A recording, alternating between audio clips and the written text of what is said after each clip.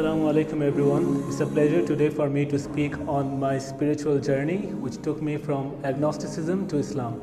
Now, for our purposes here, we might define agnosticism as to be the absence of any clear belief on the hereafter.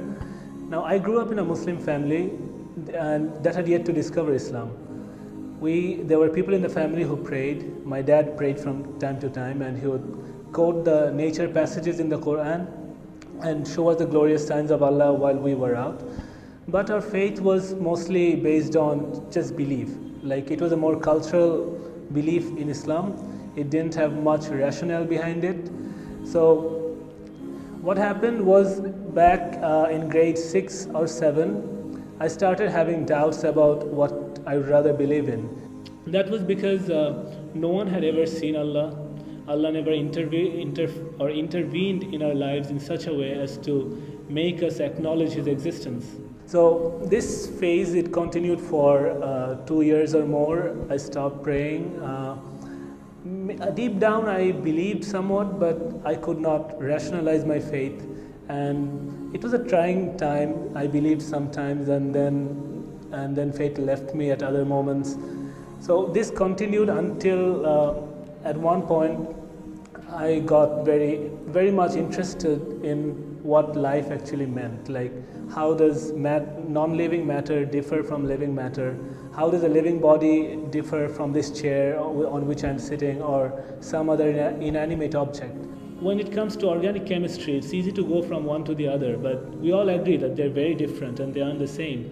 If we look at the human body, we have trillions of cells, and these cells are all keeping themselves alive. They keep themselves nourished, they get rid of waste products, and they have functions that help other cells survive. So that's how you build up organs, and these organs, they build up other systems, like the circulatory system, which is based around the heart and which pumps nutrients, oxygen, carbon dioxide all throughout the body via the bloodstream. You have we make sense of the world using the nervous system, which is much faster, and it communicates with electrical signals. And all of this comes encased in a container, which we call the skin, to prevent the contents from spilling out in this 3D world of gravity. Now, you can think of these at different levels. You can think of the individual cells. You have trillions of them. You can think of the organs, of the systems, but they all function so seamlessly that we hardly ever think of them separately. Like, all we refer to is one organic whole, the human body. Now, how could this have come about? Was it by chance? There had to be a creator, an all-wise and all-powerful creator who can make things of unimaginable complexity. And this creator, he couldn't have had partners in creation, for if he had, then the world wouldn't have so much harmony and so much perfection in it. Then that got me thinking. I looked into different faiths. I wanted to know which faith had belief in a creator who could have been, or who could have made the human body, and who could have made the universe in such a perfect way. And guess what? My answer was, such a creator was only present in Islam. The journey didn't end there. Over time, I banged my head against new ideas.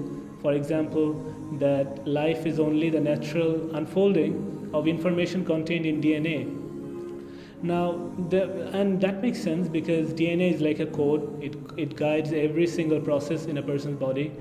But who wrote this code, and who set the rules governing its operation? How did this code come to have mastery over matter and transform it into living beings? If we compare that to software, like human-made software is grounded in the rules of maths and logic, and we design systems that cause these rules to be acted out in the real world through electric currents and logic gates and things like that. So it's the human will which is causing these codes to operate in real life. Then how about DNA? What's willing these codes to work? These DNA codes are much more complex than our software. They have more profound ways of operating in the real world. So what's causing them to work? Well, to me, the answer was, it had to have Allah's hand behind it. So this was how my interest in the mystery of life it brought me back to Islam after my period of agnosticism and my earlier period of blind faith. And my advice to lots of young people would be, like, it's okay to have doubts, especially when you are a teenager, and you'll have doubts, but if you approach and if you try to find the answers with honest intentions, and if you really do the research behind all which is causing all your doubts, then inshallah you'll come to the right answers and have your faith restored. We have questions which our imams and our scholars can sometimes not answer to our satisfaction, but if we have our sincere intentions, then hopefully we'll come back to the truth. And this is my pious belief that having sincere intentions will bring us to the right answers. That basically sums up my entire journey from Islam to agnosticism and back to Islam. So thanks everyone for listening, and assalamu alaikum. بين الرجاء والخوف قلبي طائر ومن اليقين النور بيض جوانحي فوق السحاب يطير حرا مدركا نسمو كماله للكون وجه آخر نحيا